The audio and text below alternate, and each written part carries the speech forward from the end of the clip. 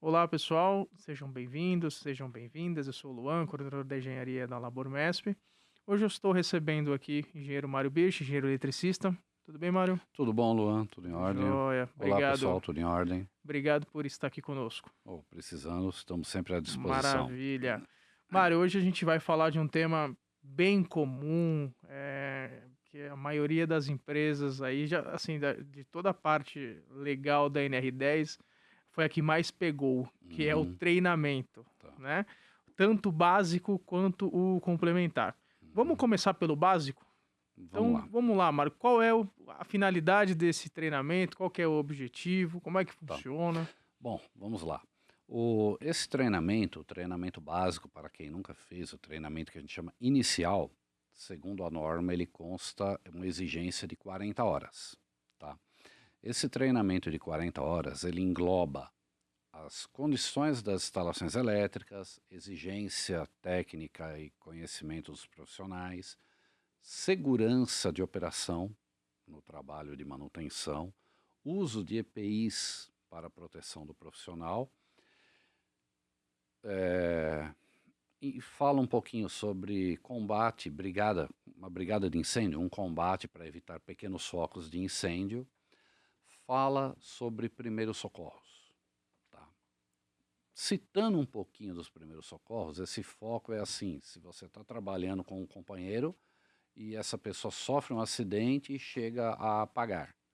Então, a função do primeiro socorro é a pessoa conseguir saber fazer uma massagem cardíaca, às vezes um processo relativamente simples pode até salvar a vida da pessoa. Tá?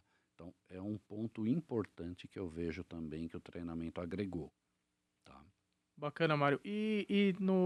Quando há esse treinamento, a realização desse treinamento, quais são os profissionais responsáveis por cada parte desse treinamento? Porque é importante frisar, porque há uma série de temas, né? Então você Sim. tem a parte de elétrica, você tem a Uhum. parte de segurança do trabalho, você tem a parte de primeiros socorros. Como que funciona aí a distribuição dessa carga horária e Tá, qual que é a carga horária inicial? tá.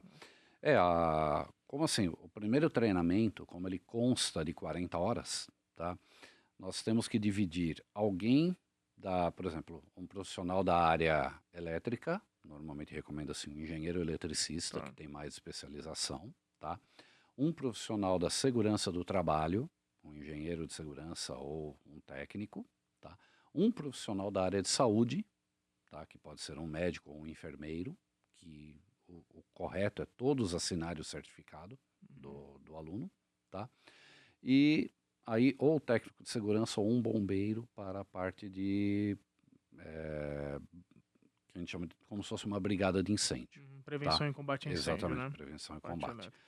Muitas vezes, até para otimizar o processo e não ficar muito maçante, a gente acaba, às vezes, até utilizando alguns horários. Por exemplo, muitos profissionais da área já participaram de CIPA, já participaram do curso de brigada de incêndio.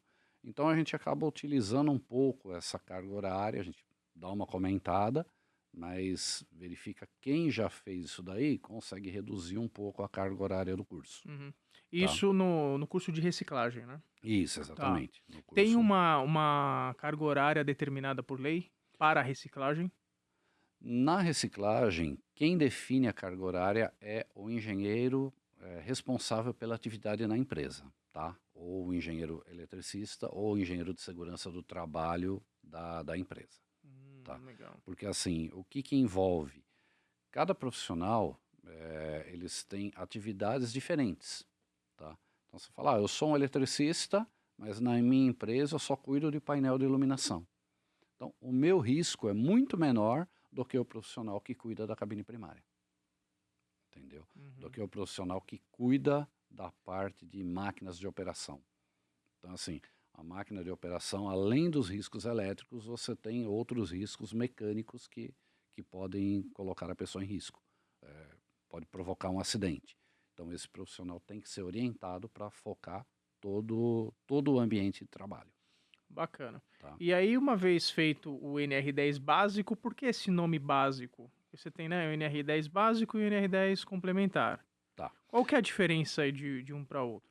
Então, o que a gente chama de complementar é mais o pessoal que trabalha na parte de potência, ou seja, quem trabalha mais na parte de cabines de média tensão, com uma carga mais pesada, tá? Que aí é o que a gente chama de curso de CEP, que é o Sistema Elétrico de Potência. O básico seria para todo profissional, não só os eletricistas, tá? Fiquem atentos a isso. Mesmo os ajudantes, quem trabalha envolvendo em energia elétrica, precisa ter esse curso de treinamento básico. O que seria esse envolver? Porque, por exemplo, você tem um eletricista que ele faz. Vou dar um exemplo bem básico. Tá, Eu tenho um eletricista que ele faz instalação ali na tomada. tá. Esse ele precisa passar pelo treinamento, né? Sim. Se ele tem um ajudante, Uhum. esse ajudante, ele também precisa fazer o treinamento? Exatamente. Digamos que o ajudante dele não mexa exatamente na tomada, mas na hora de passar um fio, ele vai estar ajudando a passar essa fiação. Tá? Na hora de mexer num painel elétrico, fazer um teste, então, por exemplo, às vezes o eletricista está aqui ligando a tomada, ele fala, ó, vai até lá, liga o disjuntor, verifica se está tudo em ordem no disjuntor. Então é assim, por mais que esse ajudante não tenha um treinamento de elétrica, não tenha a responsabilidade da elétrica, ele está intervindo na instalação, tá? E essa intervenção exige que ele fique atento na área de trabalho dele, para que ele não entre em risco numa área crítica.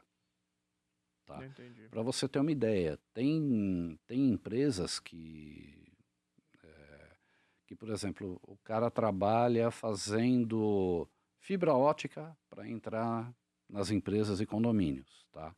Você fala, poxa, fibra ótica não tem nem corrente elétrica, não tem nem eletricidade, é só uma luz que passa ali. Porém, quando o cara vai subir no poste para poder fazer a conexão, ele está próximo à rede elétrica. Essa proximidade exige que ele tenha um treinamento de segurança para saber até onde ele pode chegar, quais EPIs que ele vai utilizar. Tá? Essa proximidade já exige um treinamento. Um profissional que trabalha com CFTV, por exemplo, o circuito de câmeras é 12 volts. Nós chamamos isso de extra baixa tensão. Então, assim, eu pego no polo da bateria do meu carro de 12 volts, coloco a mão ali, sem proteção e não levo choque. Tá? Porque a extra baixa tensão não gera uma corrente de risco elétrico. Tá? Mas, na hora que ele vai ligar a fonte de energia dele, que gera os 12 volts, ele tem que ligar no 110 ou 220. Ele tem que usar um aterramento. Caiu no curso básico. Exatamente, ele cai no curso básico. Em qual momento que eu viro a chave para o complementar? Tá. A partir do momento em que eu mexo com grandes painéis elétricos, então, por exemplo, existem painéis aí de 2, 3 metros de altura, 3 metros de comprimento, tá? Eu tenho máquinas elétricas pesadas, tá? Que a gente chama sistema elétrico de potência, tá? A partir do momento em que eu estou trabalhando com uma energia mais pesada, um critério técnico maior de instalação, principalmente onde você entra em cabines de média tensão. Tá? Entrou transformador, aí você já é obrigatório a trabalhar com CEP. Né? Então, por exemplo, o pessoal que faz intervenção na instalação elétrica da rua... elétrica da rua, por exemplo, falando tipo o pessoal da concessionária local. Isso. Tá? O pessoal da concessionária local, eles têm treinamento, tanto básico quanto CEP. Eles são obrigados a ter os dois. Uhum. Tá? Agora, um eletricista residencial, por exemplo. Tá. Ele tendo o básico já é suficiente. Já é o suficiente, né? E esse de CEP, esse complementar, qual que é a carga horária dele e as reciclagens? A carga horária também, inicial, também é de 40 horas. O que aborda o curso? Ele aborda muitas normas técnicas, tá? Tanto normas da ABNT quanto a NR10, que é a segurança do trabalho. Aborda equipamentos de proteção, aborda sistemas de proteção. Por exemplo, uma coisa muito interessante que a grande maioria dos eletricistas não gostam muito é o famoso disjuntor DR. Por quê? Eu brinco assim que eles não gostam porque eles falam que é o dedo duro da obra, né? Um gatinho que o cara fez, assim, por exemplo, eu preciso puxar um neutro para minha tomada. Em vez de eu trazer do painel elétrico, se eu tenho um neutro aqui, se eu puxar e ligar, eletricamente funciona. Tá?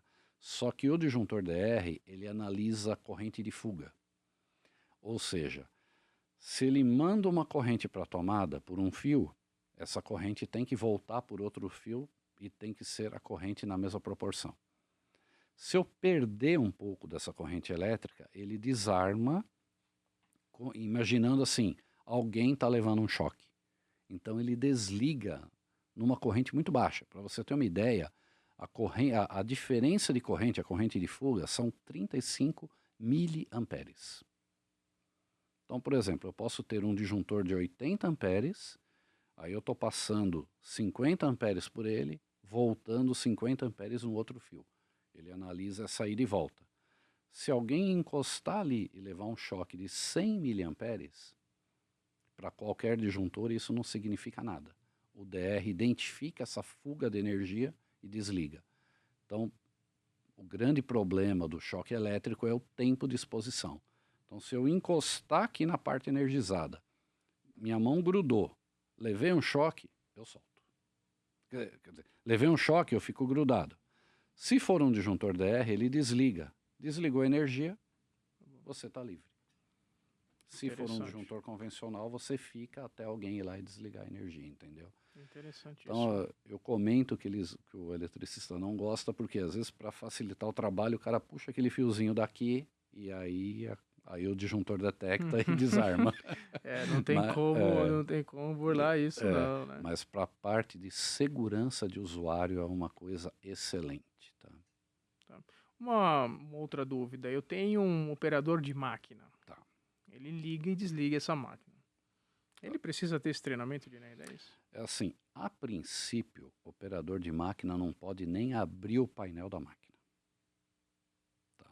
Se ele não abrir o painel, ele só liga a chave, desliga a chave, não precisa. Tá? O operador de máquina, ele cai muito na NR12. A NR12 ele já precisa ter um treinamento, não por conta da intervenção na elétrica, mas por conta dos procedimentos de segurança da máquina. Legal. Tá. Muito bom, Mário. Bom, acho que o pessoal aí de casa, né, que está assistindo a gente, né, possivelmente pode ter algumas dúvidas. Pessoal, escreve pra gente aqui nos comentários do YouTube, tá? Segue a gente também lá no Instagram, no LinkedIn. Qualquer dúvida, né, Mário? Pode colocar aí que a gente responde para vocês, tá bom? A gente está à disposição. Maravilha. Mário, novamente, muito obrigado pelo seu tempo, pela sua disposição. Bom, eu que agradeço o convite e sempre que precisar, estamos aí. Maravilha. Pessoal, muito obrigado e até a próxima. Pessoal, obrigado. Até lá.